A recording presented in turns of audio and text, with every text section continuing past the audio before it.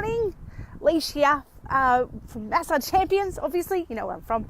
Hey, I was talking to a few people this week and I was reminded of something that I did back in the day. And I know that so many therapists struggle with this particular concept and also thinking about why it can be so hard to put yourself out there. So, often when we very first start getting into massage and we very first start, we've got our diploma or advanced diploma or Cert 4 and we're like, right, I'm going to go start promoting myself. It's kind of like, heck, what do I do? What's that first? Oh my gosh, because then it's like, crap, what if something happens? What if someone calls? And it's kind of the biggest challenge that I see that so many therapists, particularly in the newbie stage, like when we're just sort of starting out, is fear of putting yourself out there. Like, what do I say? What do I do? How does this happen? Why did I even do this? And it's just like this cascade of scary things. And I was thinking about a time when I very first started, when I was working from home, and I put did the old newspaper ads, the flyers, right?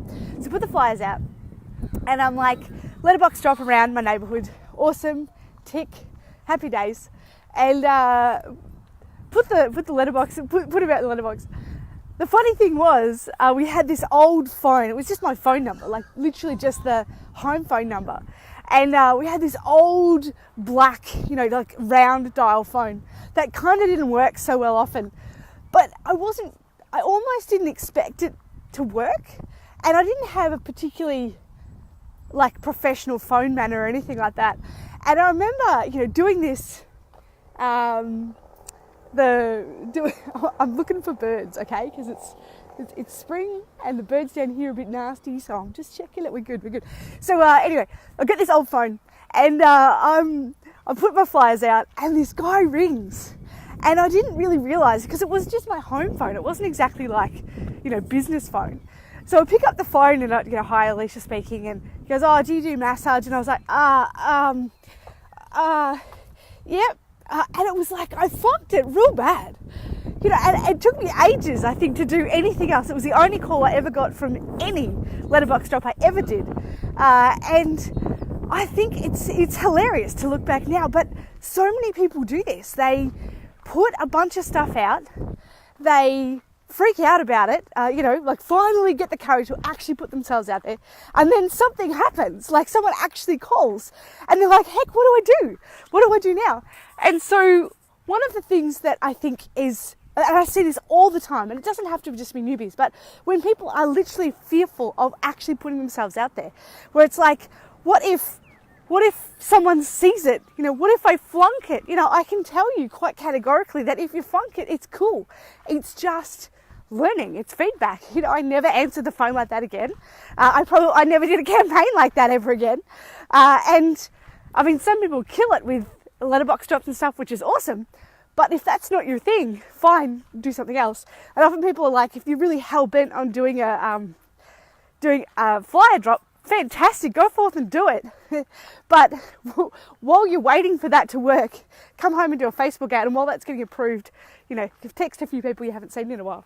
So it's sort of like putting yourself out there it's just, you can't not do it. If you're going to run a successful business, you actually have to put yourself out there. And at some point, you've got to just have the realization inside that you have the skills, you've got the piece of paper, you've got the qualifications. However long ago before you studied, you didn't know how to treat headaches or hamstring pain or lower back pain. And now with the qualifications, you do. You actually have the same authority as the person who taught you. And I remember having this realization. I was taught by one of the greats. Stewie Hines was one of my teachers, and Michael King, two incredible guys, and I'm forever grateful that they are the people that I learnt from, because the skills that we learnt in that course was phenomenal. And I remember thinking, like, here's little old me and Stewie Hines, right? And I'm like, crap, like, far out, he's so good. And he is.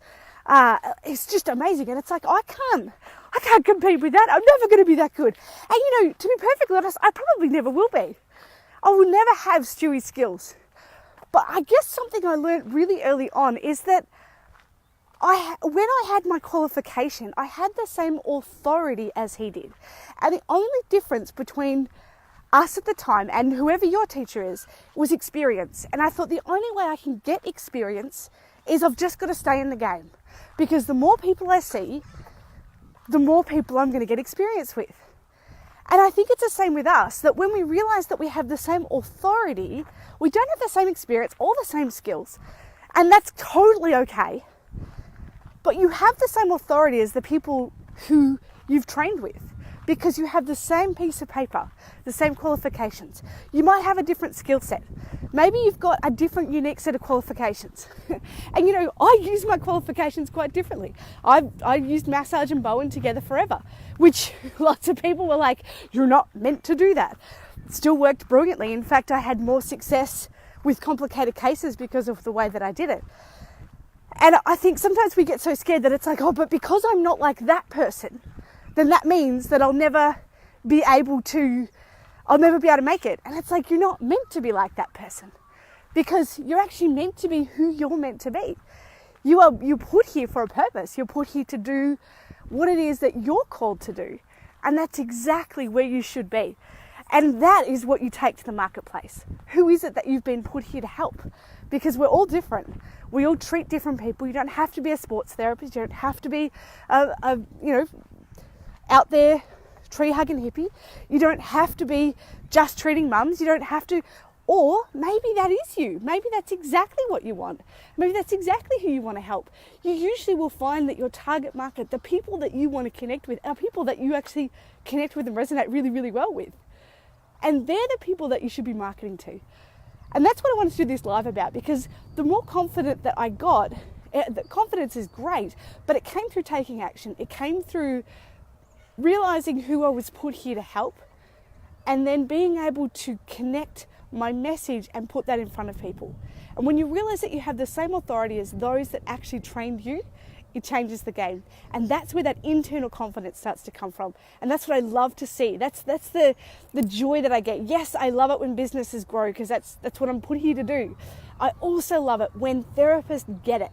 When therapists realize, I have that aha moment to go, actually, I'm pretty good at this. And I go, yes, you are, because they get it deep inside. It's not some, oh, I'm so good. It's not that. It's actually, no, you know what? And you can see it. You watch them own it, and that penny drops. And then everything they do from that moment, everything is much easier. They'll still have challenges. They'll still have times where things are tough, but they get it. They're coming from a place of authority, going, I know what I'm put here to do.